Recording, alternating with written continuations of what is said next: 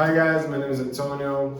Last video about steps. So in this video we will talk about price. So let's go to the tutorial.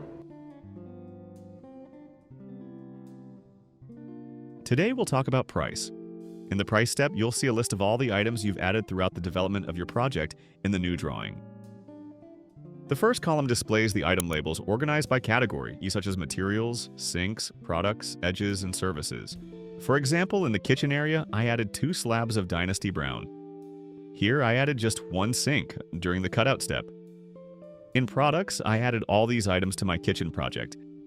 And here in edges, we have the finished, which is the default option I defined in settings, and the waterfall that was also added to my countertop. In services, I included all of these services. Both the products and services were added back in the sketch video. Click the card above if you haven't seen it yet. And finally, for cutouts, I added 2. One linked to the sink, and another where I just added the cut itself. This column shows the description of each product listed here, which comes from the information you set up when registering your materials and products in the system.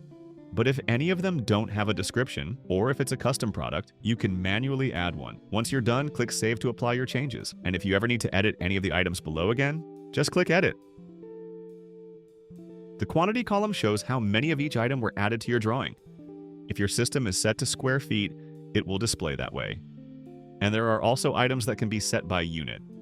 However, quantities can't be changed in this section, so before moving on, make sure the quantities match correctly. In the unit price column, the items are already filled in with the values you set in your inventory, but you can change them if you want. The amount column calculates the total based on the unit price and quantity. Here you have the option to mark taxes. If you want to add a tax to your project, click Edit Tax and choose from the available options. To add new taxes, you'll need to configure them in the system. Go to Orders and then Setup. Notice that the tax didn't appear up here. And it also hasn't been applied down here. To do that, you need to select the items you want the tax to be applied to. In Tax, you can see the amount of taxes applied to the items. In total, you can see the value of all items with the added taxes. If you need to view the details of an added item, you can click the eye icon. For example, here on the Dynasty Brown, you can see the quantity, description, and information about the slab you placed.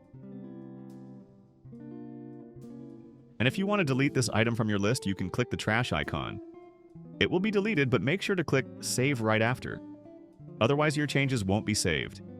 If you want to undo it, click the Undo icon. Great! Now let's talk about discounts. If you want to apply a discount to the kitchen project, click Discount next to Save and choose one of the 2 options, Post Tax or Percentage. My 15% discount has been applied. Here you can see the discount amount and here the total value of the items with the discount included. On the right side of the screen at the top, you can view the total slabs used and the project's measurements in square and linear feet. Below that, you'll find the 2 areas that were added before, kitchen and bathroom, each with their own separate information. When you try to switch areas or leave the page, this message will appear. If you haven't saved your changes, click No, Cancel. If you've already saved, you can click Yes, Confirm. Now, with all the changes saved, you can see that these values refer to the kitchen page. If you have more than one area added to your project and switch to another one, the discounts and taxes added in one area won't appear in the other areas, unless you select the items you want to apply the tax to. Keep in mind that you can't add a new tax for this area. The same one will be used for both. However, you can apply a different discount than the one added to kitchen. Now that you've edited the other area, don't forget to save it. One important thing to remember is that if any of the items in the list are on hold, you can mark them here. If not, just leave them unchecked and save.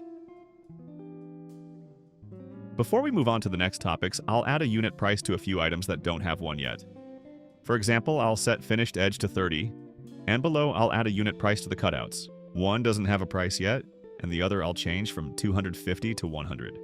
Let's talk about these 3 options down here. The first one is Generate PDF, where you have 5 different ways to download your PDF documents. You can also make adjustments to your PDF using the tools available. To learn more, you can watch the tutorial we prepared about drawing PDF. The second option not only saves your sketch, but also takes you back automatically to the list of drawings. However, if you've created a quote, it will take you directly to that quote instead of returning to the list. The third option allows you to create a quote directly from your drawing. This way, you can send your client not only the drawing through Generate PDF, but also the quote with all the listed items. In the quote, the project areas are displayed separately, one below the other. You can modify any item, mark or unmark taxes or on-hold options, edit prices, or add new items using the Edit button. You can also clone an area, delete items from your list, and much more. After the quote is created, you'll find two more options when you return to the Price tab. One is for updating, and this one allows you to overwrite the quote. That's all for today, folks. See you in the next tutorial. I hope this video helped you guys, and if you have any doubts, you can contact the support team. And if you are new at SlabWare, you can go inside SlabWare.com and start a free trial right now.